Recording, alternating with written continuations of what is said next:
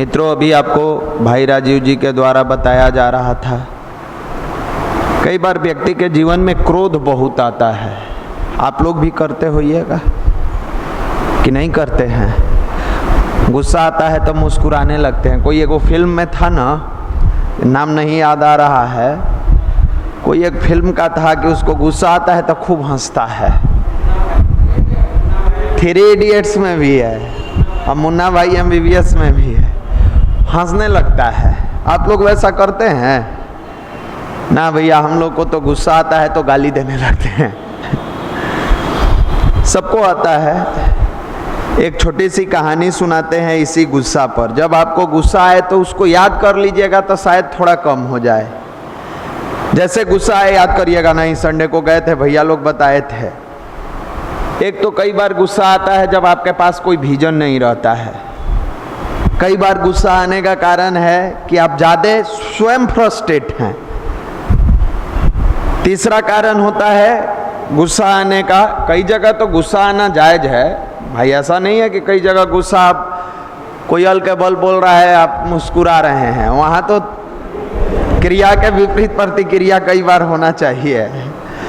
लेकिन कई जगह है कि बेफालतू के, जैसे घर में, घर परिवार का हम एग्जाम्पल लेते हैं, बाहर का हटाइए। अभी कोई बात पिताजी कह रहे हैं, भाई कह रहा है, आप गुस्सा रहे हैं छोटी छोटी बातों पर।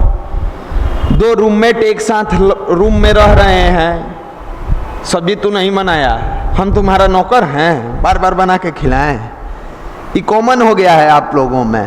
अरे भाई, नौकर की क्या बात है? जब रूममेट बनाए हैं, सहयोगी बनाए हैं, साथ चल रहे हैं, तो ये जरूरी थोड़े है कि इक्वल एकदम तराजू से नाप के कोई व्यक्ति करेगा कि हम आपके लिए आधा घंटा किए, आप भी हमारे लिए आधा घंटा दीजिए। ये जरूरी थोड़े है। आप आधा घंटा दिए, वो 2 मिनट भी दे सकता है। इमोशंस, प्यार इक्वली नहीं चलता है। और अगर इक्वली तराजू पर तौल के कोई प्यार करता है तो वो व्यवसायी है। व्यवसाय इक्वल चलता है तराजू पर तौल के। आप हमको 40 रुपया दिए, 1 किलो चीनी हुआ, एकदम पूरा 1 किलो देंगे, 1 किलो 100 ग्राम नहीं देंगे, वो तो व्यवसाय है। आप रिश्ता में अगर व्यवसाय को ला रहे हैं तो भगवान आपका मालिक है। हालांकि आजकल वही रिश्ता लोग चला रहा है। हम रिश्ता निस्वार्थ भाव से किए गए कार्यों की परिभाषा है। निस्वार्थ भाव से हम अपने लिए करते हैं। अगर आप माँ बाप को भी प्यार से, इमोशन से कुछ कर रहे हैं या उनके प्रति सोच रहे हैं, ये आपका अपना निस्वार्थ होना चाहिए। ये मन में नहीं आना चाहिए इसलिए कर रहे हैं कि परमात्मा हमको अच्छा फल देंगे। अरे फल भाड़ में जाए, हमारा समर्पण बेहतर हो, हमारे अंदर कार्य करने की क्षमता बेहतर हो, हमारा इमोशंस माँ बाप के प्रति बढ़ता जाए, उससे बड़ा फल क्या है कि हमें मौका मिला और हम ईमानदारी से उस कार्य को किए। आप अपने रूममेट के साथ अगर ईमानदारी से कार्य कर रहे हैं, उसके दिल में एक इमोशंस पैदा हो रहा है, वो जॉब लेके कहीं भी चला जाएगा लेकिन याद रखेगा फलाना भैया थे, फलाना रूममेट था। लगा ही नहीं इतना दिन में कि हम बाहर के हैं, लगा कि मेरा भाई मेरे साथ रह रहा है, लगा कि मेरा कोई अपना मेरे साथ रह रहा है। मेरे मित्र, ये परिभाषा कहां से आएगी? चाहता तो सब है, कर नहीं पाता है। इसी को जागृत करने का काम गायत्री मंत्र करता है। भावपूर्वक किया गया गायत्री मंत्र, केवल गायत्री मंत्र नहीं, इमोशंस द्वारा किया गया गायत्री मंत्र करता है।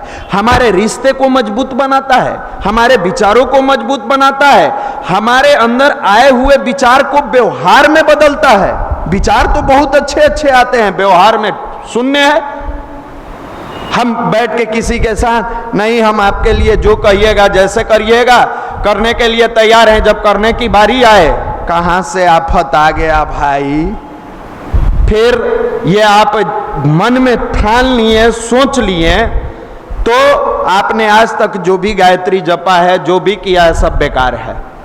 आप देखिएगा गांव में जानवर से बचने के लिए बांस के लाठी में पुआल उवाल बांध के एगो मुखौटा पहना दिया जाता है। भाई कोई जानवर आता है, उसको लगता है आदमी खड़ा है और डर के भागता है, तो आप गायत्री मंत्र का मुखौटा पहन लिए, आपके अंदर गायत्री मंत्र की साधना नहीं उतरी है।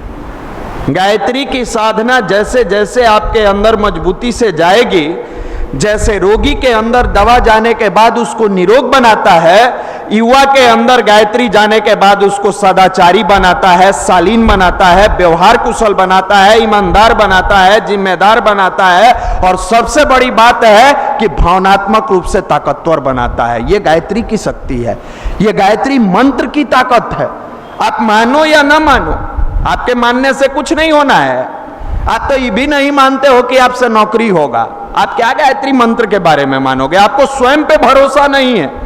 जिस व्यक्ति का स्वयं से स्वयं पर भरोसा नहीं कर सकता है, या जिसका स्वयं पर से भरोसा उठ जाता है, वो दुनिया में कुछ नहीं कर पाता है। तो आपको तो अपने पे भरोसा नहीं है कि हम कुछ कर पाएंगे, आपको गायत्री मंत्र पर क्या भरोसा होगा? लेकिन उन व्यक्तियों के लिए जिसको स्वयं पे भरोसा है, वो मंत्र पे हमेशा भरोसा रखेगा और उसी की मंत्र फलित होती है। गुस्सा आना स्वाभाविक चीज है। एक व्यक्ति था, उसकी पत्नी बार बार गुस्साती थी। मान लीजिए एग्जाम्पल के लिए पति पत्नी मान लिया, ही जरूरी नहीं है कि भाई पति पत्नी ही लड़ाई करता है। आज के डेट में भाई भाई भी लड़ रहा है, बाप बेटे में भी लड़ाई चल रही है।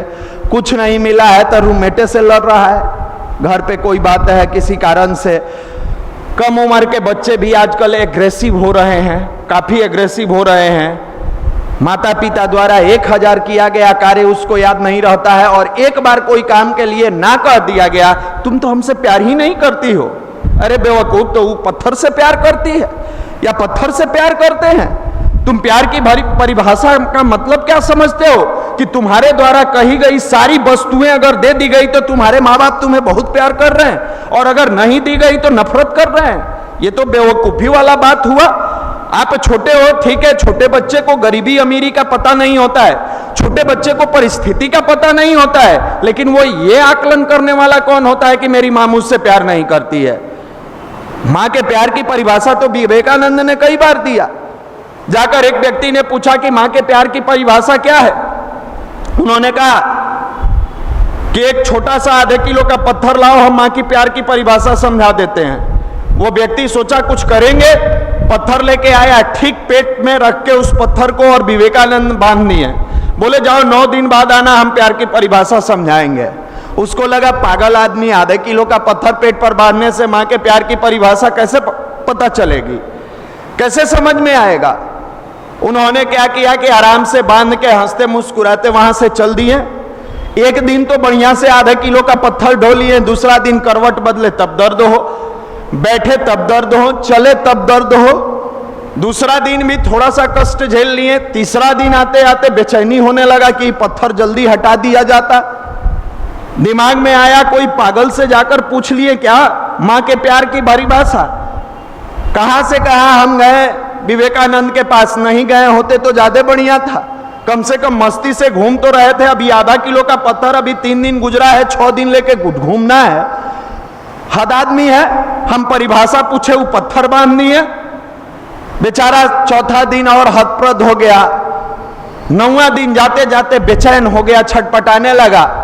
पहुंचा स्वामी जी के पास और कहा महाराज मुझे किसी चीज की परिभाषा की आवश्यकता नहीं है, कुछ नहीं जानना, ही पत्थर खोलिए। प्राण ले लिया।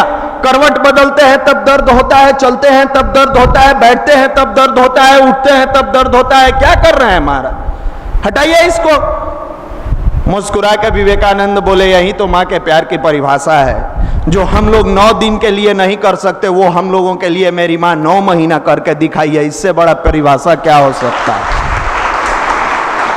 इससे बड़ा इमोशंस क्या हो सकता है। ऐसे ही पिता के बारे में कहा गया है, छोटी छोटी बातों पर डांट देते हैं, गुस्सा जाते हैं। आपको लगता है मेरे पिताजी बड़ा निष्ठुर हैं, मेरे पिताजी बहुत डांटते रहते हैं। अरे वो दिन याद करो जिस समय आप पटना के लॉज में गर्मी के दिनों में पंखा के नीचे बैठ के पढ़ाई करते थे, उस तपती धूप में आपके पिताजी खेतों में किसानी का काम करते थे। उस दिन को याद करिए जिस दिन आने वाली ठंड में आप जूता पहन के, मफलर लगा के, गर्म कपड़े पहन के अपने रूम में रहिएगा या क्लास करने जाइएगा। उस कड़ाके की ठंड में पिता पुराने वस्त्रों में जैसे तैसे अपना दिन काटेंगे और जैसे तैसे तरीकों से अपने आप को सरवाइव करेंगे, इसलिए कि मेरे बच्चे को किसी चीज की कमी नहीं हो, मेरा बच्चा ईमानदारी से पढ़ाई करे। अरे पिता तो उस सूर्य की भांति है, जब उद्यमान होता है तो थोड़ी सी उसकी तपिश से शरीर में गर्मी लगती है, वो डांटते हैं, बोलते हैं, थोड़ा सा बुरा लगता है उस सूर्य की भांति, लेकिन जब वो अस्त होते हैं सूर्य, तो अभी जैसे चारों तरफ देखिए अगर लाइट नहीं होती तो अंधेरा हो जाता है, वैसे ही पिता की जीवन अस्त होती है तो पुत्र के जीवन में अंधकार आ जाता है। उसका नाथ जिंदा नहीं रहता, वो अनाथ बन जाता है। प्यार करने वाला दुनिया में बहुत मिलेगा, लेकिन पिता जैसा संघर्ष के रास्ते पर चलाने वाला कोई नहीं मिलेगा। पिता की तरह मजबूती के साथ आगे बढ़ाने वाला कोई नहीं मिलेगा। पिता की तरह आपको हर एक कदम पर सचेत करने वाला, संभालने वाला कोई नहीं मिलेगा मेरे मित्र। ये माता पिता के धरती का भगवान है भाई। आप उससे जो कल्पनाएं करते हो कि ये पूरा कर देंगे तो हम हमारे बहुत प्यारे हैं, उनका आशीर्वाद दुनिया के तमाम धन संपदा पर भारी है। कुछ नहीं है, आशीर्वाद तो है उनका आपके पास। दुनिया में धन बहुत कमा लोगे, लेकिन उस धन की बदौलत किसी पिता का आशीर्वाद नहीं खरीद सकते। और जब तक पिता मां आशीर्वाद देते रह रहे हैं, दुनिया की सबसे संपदा, सबसे बड़ी पूंजी आपके हाथों में है। और यह तब समझ में आएगा जब नियमितता पूर्वक गायत्री की साधना करोगे, नियमितता पूर्वक जीवन में परिवर्तन लाओगे, नियमितता पूर्वक अपने जीवन को सही राह पर चलाओगे। मेरे मित्र तो बता रहे थे कि पति पत्नी, बेचारा पति सीधा था, पत्नी हमेशा लड़ाई करती थी। आप लोग मान लीजिएगा कि पत्नी सीधा थी, पति लड़ाई करता रहा था। कुछ भी मान लीजिएगा, एक एग्जाम्पल के रूप में बता रहे हैं। हर दिन झगड़ा, हर दिन लड़ाई, कलह परिवार में बढ़ता गया, बढ़ता गया। पति एक दिन अपनी पत्नी को बैठाया और कहा कि तुमको बड़ा गुस्सा आता है, लड़ाई करती हो, ऐसे में जीवन में बड़ा कलह हो जाता है। पत्नी बोली कि चाहते तो हम भी हैं कि परिवार में कलह न हो, हम लोग मिलजुल कर चलें, इसका असर बच्चों पर पड़ेगा, लेकिन क्या करें, गुस्सा में हम अपने आप को कंट्रोल नहीं कर पाती हूँ और लड़ाई करने लगती हूँ। पति बोला कि चलो हर बात पर तुमको जब गुस्सा आए, जितना जोर से गुस्सा आए उतना बड़ा कील लेकर और दीवार में ठोक देना। जैसे गुस्सा आना शुरू हो, एक कील उठाना और दीवार में ठोकना शुरू करना। बोली ठीक है। जब पत्नी को गुस्सा आए, कील उठाए और उठाकर ठोकना शुरू करे। और पति कहा कि दिन भर में काउंट करना कि कितना बार गुस्सा आया और कितना कील ठोकी हो रात में सोने से पहले। पहला दिन देखी कि हम 15 बार गुस्सा के 15 को कील ठोक दिए दीवार में। दूसरा दिन देखी कि थोड़ा गुस्सा ज्यादा बढ़ा तो 17-18 गो हो गया। तीसरा दिन कम था तो 12 गो हुआ। लेकिन एक सप्ताह में देखती है कि 100 से ज्यादा कील, यानी 100 बार हम गुस्साए। पति बोला कि 100 बार गुस्सा में तुम्हारा शरीर का ब्लड भी जला, मानसिक रूप से तनाव में भी रही, और पूरे दीवार पर देखो कांटी का, कील का पूरा निशान आ गया। अब उस कील को जब उस रास्ते से गुजरे जहां कील ठोकी थी, पत्नी को अपने आप आत्मग्लानि हो कि कैसी पागल स्त्री मैं हूं, इतना गुस्सा करती हूं, तब कल से ठान ली कि अब गुस्सा करना ही नहीं है। तो अगला दिन जब ठानी कि अब गुस्सा नहीं करना है तो 10 गो कील ठोकाया। फिर भी 10 कील ठोकी। धीरे धीरे धीरे धीरे धीरे धीरे 2-3 सप्ताह बाद देखी कि आज एक भी कील नहीं ठोके। बड़ा प्रसन्न हुई। कई साहब आप तो कहते थे कि तुम बहुत गुस्साती हो, जाकर देखिए आज के डेट में एक भी कील नहीं है। बड़ा प्रसन्न। अगला दिन भी एक भी कील नहीं, उसके अगले दिन भी एक भी कील नहीं। अब उसके पति बोले ये देखो, अब जितना दिन तुम गुस्सा नहीं करोगी, कील को निकालते जाना, निकालते जाना। लगातार गुस्सा धीरे धीरे समाप्त होता गया और वो पत्नी एक एक कील को निकाल के पूरे दीवार को खाली कर दी, कील से खाली कर दी। लेकिन कील जो अंदर तक मारी थी उसका निशान रह गया था। बोले अब इसको कैसे निकाल सकती हो? बोली कि ये तो नहीं निकल सकता है, कील मार दिया है, उस पर ले जाकर सीमेंट बालू लगा दीजिए तो अलग बात है, लेकिन जो छेद हुआ उस छेद को तो आप नहीं निकाल सकते हैं, वो तो दिखेगा कि इतने जगह छेद हुआ। बोली इसको, पूछा पति कि क्या इसको मिटा सकती हो? बोली नहीं साहब, ये तो नहीं मिट सकता है। बोले बताओ, इस कील को दीवार में मारी, छेद हुआ, उस छेद को नहीं मिटा सकती हो। कई बार जाने अनजाने में तू कई लोगों पर गुस्साती हो, या कोई भी व्यक्ति गुस्साता है, उसके दिल में उसी तरीके का छेद होता है जैसे तुम दीवार में छेद की हो। कष्ट होता है, उसको परेशानी होता है, और चाह के भी तुम उसके बाद लाख उससे अच्छे तरीके से व्यवहार करो, बात करो, बाद में तुम्हारा व्यवहार बदल जाएगा, लेकिन तुम्हारे शब्द द्वारा दिए गए वो कील, वो दर्द उसके दिल से कभी नहीं निकलता है।